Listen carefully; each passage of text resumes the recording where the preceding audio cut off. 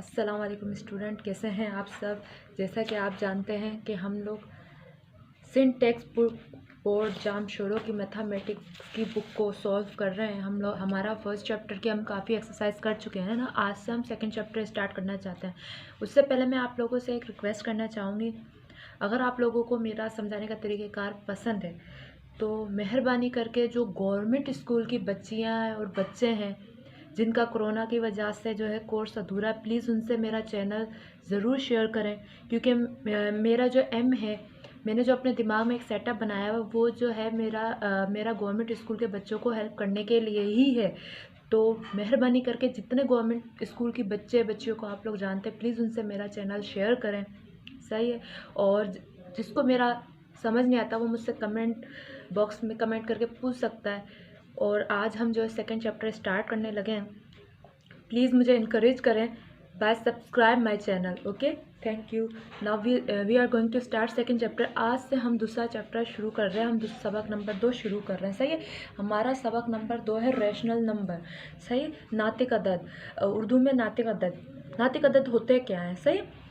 हम अपनी रोज़मर्रा की ज़िंदगी में हम जब छोटे होते थे और जो अभी भी बहुत सारी बच्चियाँ और बच्चे सामान लेने जाते हैं घर के, वो बोलते हैं 1 किलो आटा दे दो, 1 लीटर दूध दे दो, सही है। तो मतलब हम जितने भी पैमाइश करते हैं या हम काउंटिंग करते हैं या गिनती करते हैं 1 2 3 4 5 ऐसे करते हैं या 24 25 26 ऐसे करते हैं।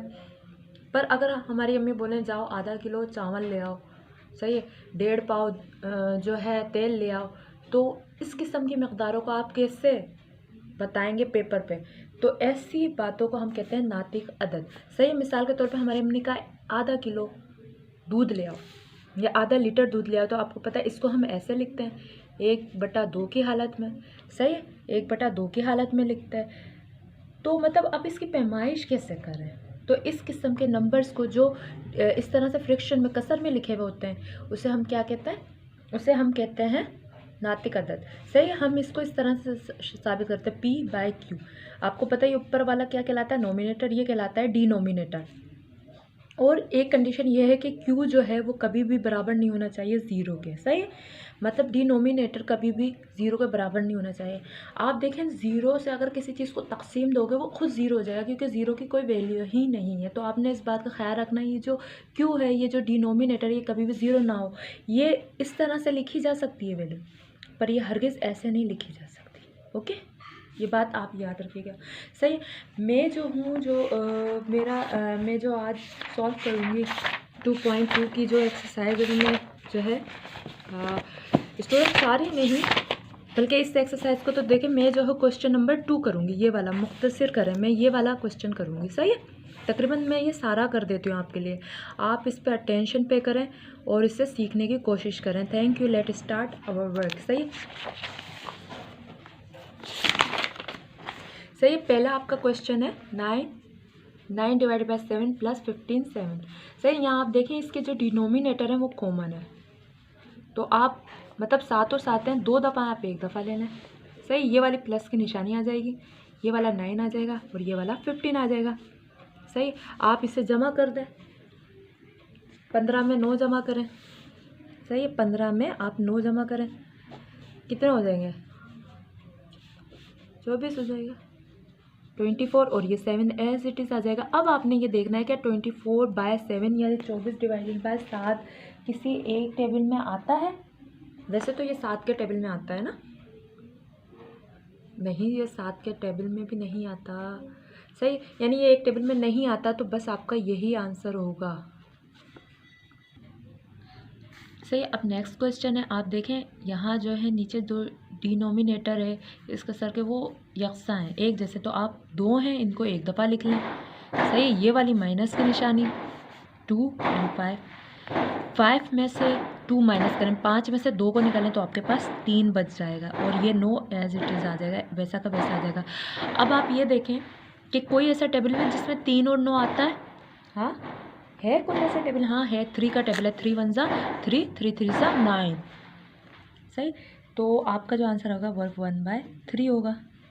ओके, अब नेक्स्ट क्वेश्चन करते हैं हम लोग, सही। नेक्स्ट क्वेश्चन है आपका, नेक्स्ट क्वेश्चन है, इसमें देखें ये जो है इसके डिनोमिनेटर सेम है, तो 2 दफ़ा आप 1 दफ़ा लिख लें, सही, ये 3 है और ये +7। अच्छा जी, अब आप ये कह रहे होंगे यहाँ तो माइनस है, 1 नहीं 2, फिर भी मैंने प्लस लगा दिया, ऐसा क्यों? दरअसल यहाँ देखें, देखिए माइनस जब ज़रब होता है माइनस के साथ तो वो प्लस हो जाता है। इसी तरह से जब प्लस ज़रब होता है प्लस के साथ तो वो प्लस ही रहता है, और जब माइनस ज़रब होता है प्लस के साथ तो वो माइनस हो जाता है, और प्लस ज़रब होता है माइनस के साथ तो वो माइनस हो जाता है।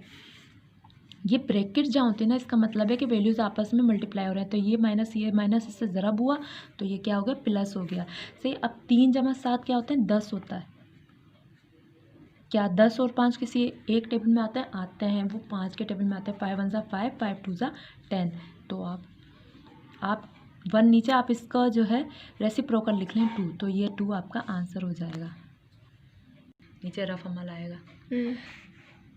देखें ये जो है 6 है, 3 6 एक दफ़ा लिख लें,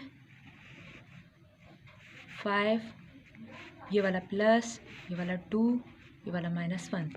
सही, अब 5 × 2 करें, 7 हो गया। सही सही, 7 हो गया। ये माइनस का 1 ऐसा कैसा उतार लें, ये 6 हो गया। सही, 7 में से -1 कर दें, 7 में से 1 को निकाल दें तो यहाँ क्या बचेगा, 6 बचेगा, ये 6 बचेगा। इस 6 को 6 से काट दें तो आपके पास एक आंसर आ जाएगा। सही है। अब देखें पिछले जो क्वेश्चन किए उसमें जो डिनोमिनेटर थे वो सेम थे, पर यहाँ देखो एक दूसरे से क्या है, मुख्तलिफ डिनोमिनेटर है। तो इसका एक तरीक़ेकार होगा। सही, आप ये कॉमन नहीं ले सकते। आप क्या करें, इसका एलसीएम लें। इस तरीके से आपको एलसीएम लेना आता है? अगर नहीं आता तो ध्यान से देखें मैं कैसे ले रही हूँ। पहले हमने ये छोटे से छोटा टेबल देखना है जिसमें ये 8 आ जाए। सही, ये 8 आ जाए तो हम 2 का टेबल देख लेते हैं। 2 4 = 8 होता है, 5 निकाल लें। फिर 2 का टेबल पढ़ेंगे, देखिए 2 4 = 8, 5 मैंने एज इट इज़ उतार लिया। 4 2 के टेबल में कब आता है, 2 पे आता है। सही, फिर 2 2 के टेबल में कब आता है, वो 2 पे ही आता है। 2 1 = 2 आता है, 1 पे आता है। अब बचा ये 5, अब डायरेक्ट 5 का लगा दें। अब ये ऐसे उतार लें, 2 2 2 और ये 5। अब पढ़ें, 2 2 = 4, 4 2 = 8। देखें ध्यान से पढ़ें, 2 2 = 4, 4 2 = 8, 8 5 = 40। तो अब आप 40 ले लें। अब आपने क्या करना है, आपने देखना है ये वाला जो 8 है इसके टेबल में 40 कब आता है, या और आसान से आप इस 40 को इस 8 से डिवाइड करें। सही, ऐसे लिख के 8 से, वैसे ये 5 पे आ जाता है, 8 5 = 40 ही होता है। और आप कैलकुलेटर की भी हेल्प ले सकते हैं इस तरह से, ये 40 / 8 = 5। अब इस वाले 5 का क्या करूँ, इस वाले 5 को इस वाले 5 से ज़रब दूंगी। देखें मैंने क्या किया, ध्यान से मेरा जो एलसीएम में आया उससे देखा कि ये नीचे वाला जो 8 है कितने पे डिवाइड करता है, ये 5 पे डिवाइड करता है। इस 5 को मैं ऊपर वाली रकम से ज़रब दे रही हूँ तो ये 25 आ जाएगा। ये माइनस के निशान। अब मैंने देखना है 5 के टेबल में 8 कब आता है, आप इसी तरह से डिवाइड करें। सही, 40 / 5 = 8। वो जो 8 आया उसको इससे ज़रब दे दें, और 8 4 सा क्या होता है, टेबल वैसे याद कर लीजिए, 32 होता है। सही, 32 होता है। अब ये माइनस की निशानी, ये माइनस की निशानी माइनस करें 25 को 32 में से तो आपके पास 7 आ जाएगा, 7/40। ऐसा कोई टेबल नहीं है जिसमें 7 और 40 एक साथ आते हो, तो बस ये आगे सिंप्लीफाई नहीं हो सकता। अब देखें वही डिफरेंट डिनोमिनेटर। अब आप क्या करेंगे, इनकी एलसीएम ले लें। सही, 7 सिर्फ और सिर्फ अपने टेबल में आता है, 7 1 = 7, 6 उतार लें। 6 2 के भी टेबल में आता है, 3 के भी टेबल में आता है। पहले मैं इसे 2 का टेबल लगा देती हूँ, से 1 और ये 3 का। अब आपने इनको ज़रब करना है, 7 का पहाड़ा 2 तक पढ़ना है, 2 का पहाड़ा 3 तक पढ़ना है। 7 2 = 14 होता है, 14 होता है। अब 14 का टेबल 13 तक पढ़ें। सही है, 14 3 = 42 होता है। सही, 14 देखिए 7 2 = 14 और 14 3 = 42 होता है, यानी इनका जो एलसीएम आ रहा है वो 42 आ रहा है। अब क्या करना है, इस 7 से इस 42 को हमने क्या करना है, तकसीम करना है। आप ऐसे लिख के भी कर सकते हैं, और आप क्या करें कि आप 42 को डिवाइड करें 7 के साथ, आपके पास 6 आएगा। इस 6 को इससे ज़रब दें। सही है, सही, ये 12 आ जाएगा। सही, माइनस का 12, ये प्लस आ गया। 6 के टेबल में 42 कब आता है? सही, आप इसी तरह से इसको ज़रब दें,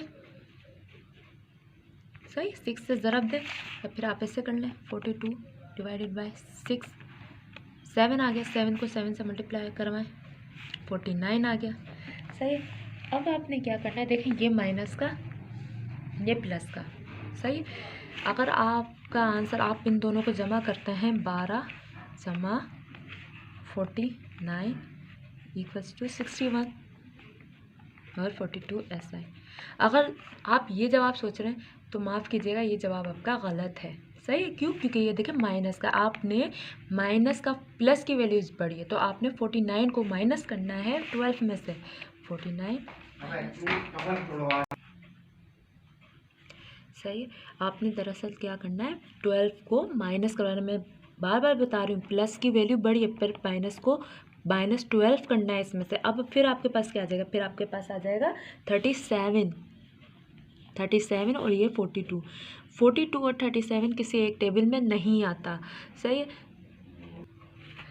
देखें इसके भी डिनोमिनेटर डिफरेंट है, तो आप इसका इस तरह से एलसीएम लेंगे 3 7 6। पहले आप 3 का टेबल लगा लें, 3 1 जा 3 7 ऐसा कैसा उतर आएगा, फिर ये 2 3 दूनी 6 होता है। सही, फिर 2 जो है वो 2 के ही पहाड़े में आता है 1। सही, 2 1 जा 2 7 और ये 1, अभी भी ये 7 बचा है तो 7 का टेबल लगा दें, तो अब ये 1 1 आ गया। अब ये पूरी तरह से हल हो गया। अब आप टेबल पढ़ें इस तरह से, 3 दूनी 6 6 7 42। सही है, 3 × 2 × 7 इक्वल्स टू 42 आ गया। सही, यानी इनका कॉमन फैक्टर क्या आ गया, 42 आ गया। अब हमने क्या देखना है, इस 3 के पार्ट में ये 42 कब आता है, यानी आपने इस 3 को डिवाइड करवाना है 42 के साथ। सही है, 14 आ जाएगा, तो × 14। सही, 2 का टेबल जब आप 14 तक पढ़ेंगे तो आपके पास 28 आएगा। सही, यानी 28 आएगा। अब 7 के टेबल में 42 कब आता है, 7 के टेबल में 42 आता है 6 पे, यानी 7 6 जा 42। उस 6 को इस 5 से ज़रब दें तो आपके पास क्या आ जाएगा, 5 का टेबल 5 6 जा 30। 6 के टेबल में 42 कब आता है, 7 पे आता है, तो इस 7 को इससे मल्टीप्लाई करवाएं तो इस 7 आ जाएगा।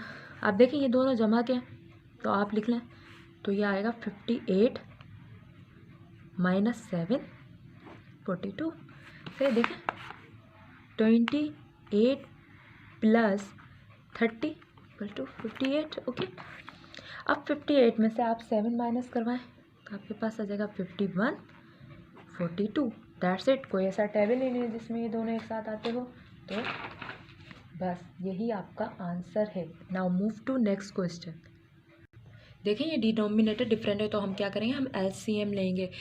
प्लीज़ स्टूडेंट इस तरह से एलसीएम निकालना ज़रूर सीखेंगे। आगे तक जिसको मैथ की फील्ड में दिलचस्पी है सारी ज़िंदगी काम आएगा। पहले मैं 5 का टेबल अप्लाई बल्कि मैं ऐसा करती हूँ, पहले 7 का टेबल अप्लाई करती हूँ।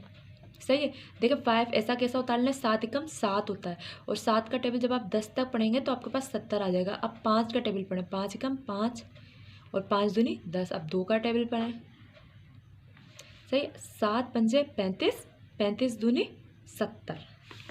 सही, फिर भी हम कर लेते हैं 7 × 5 × 2 इक्वल्स टू 70।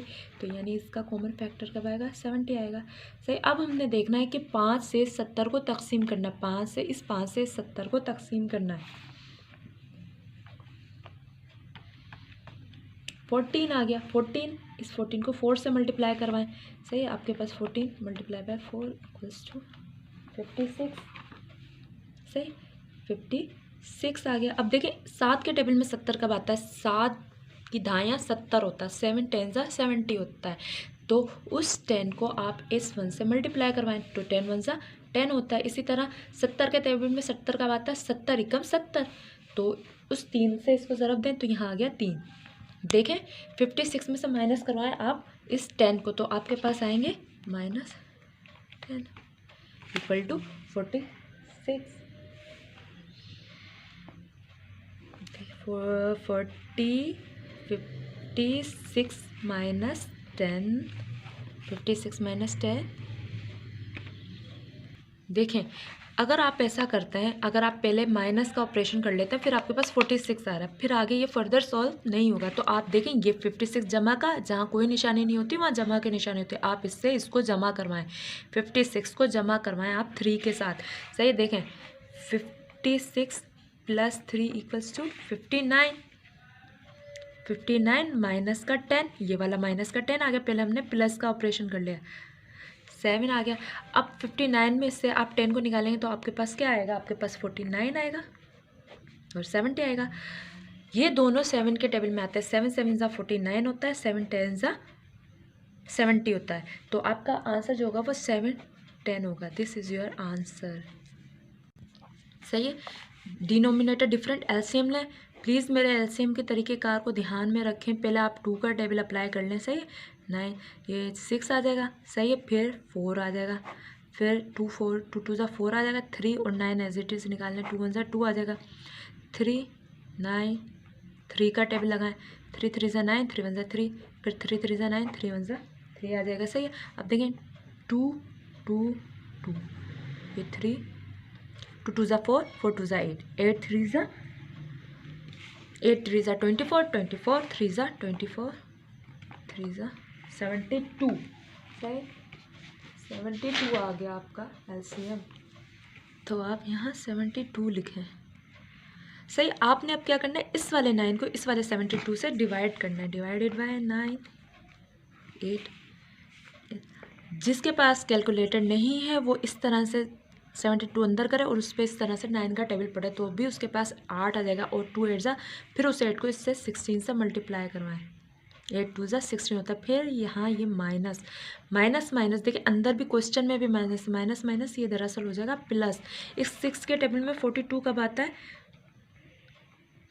72 divided by 6 = 12। इस 12 को इस 3 से मल्टीप्लाई करवाएं, 36। 8 के टेबल में 72 कब आता है, 8 के टेबल में 72, 8 9 ज़ा 72 होता है। 8 का टेबल जब हम 9 तक पढ़ते हैं, 8 9 72 होता है। तो ये 9 इस 5 से ज़रब दें। सही, तो जब 9 5 से ज़रब देंगे तो आपके पास 45 आ जाएगा। ये सारे प्लस की वैल्यू, इन सबको प्लस करें।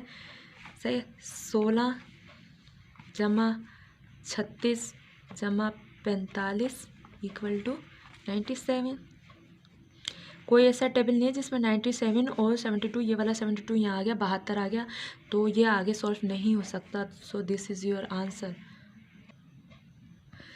डिफरेंट डिनोमिनेटर, मुख्तलिफ डिनोमिनेटर है, इनका एलसीएम ले लेते हैं पहले। 10 20 और ये 5, ये सारे के सारे 5 के टेबल में आते से 5 दूनी 10, 5 चौक 20, 5 एकम 5। अब 2 का टेबल लगा दें, 2 एकम 2, 2 दूनी 4, फिर 2 का टेबल लगा दें, तो 5 दूनी 10, 10 दूनी 20। सही, 20 आपका कॉमन फैक्टर है। इस 10 में 20 कब आएगा, 10 2 ज़ा 20 होता है, 10 दूनी 20 होता है। उस 20 को उस 2 को इस 17 से मल्टीप्लाई करवा दें तो आपके पास क्या आ जाएगा, आपके पास 34 आ जाएगा। सही है। ये प्लस की निशानी 20 के टेबल में 20 1 पे आएगा, तो उस 1 को यहाँ ज़रब कर दो, 20 कम 20 होता है 1। अब ये माइनस, ये वाला माइनस, 5 के टेबल में 40, 20 कब आता है, 4 पे आता है, 5 चौके 20, 5 4 ज़ा 20, तो उस 4 को इस 4 से मल्टीप्लाई करवाएं तो माइनस का 16 आ जाएगा। सही है। अब आप क्या करें, सही, ये 34 और ये 1 इसे जमा कर लें। सही, 34 और 1 35, देखें ये 34 ये 11। सही, 20 के टेबल में एक दफ़ा आया और 11 एकम 11 और ये 4 चौक 16, ये आपको इतना समझ आया। अब 34 प्लस 11 45। सही, 45 माइनस ये वाला 16, ये वाला माइनस है, और ये डिवाइड बाय 20। सही, 45 में से अब आप 16 को माइनस करें, 29 और ये 20 आ गया। जिनके पास कैलकुलेटर है वो बच्चे हरगिज़ नहीं है, वो परेशान ना हो। आप देखें ये 45 ऊपर रखें क्योंकि बड़ी वैल्यू इस तरह से 16 नीचे रखें। 5 में से 6 नहीं जा सकता तो 15 कर लें, 15 में से 6 निकाला तो 9 बच गए, या 3 है 3 में से 1 बच गया तो ये 2। सही, अब ये आगे सॉल्व नहीं हो सकता, तो ये दिस इज़ योर आंसर।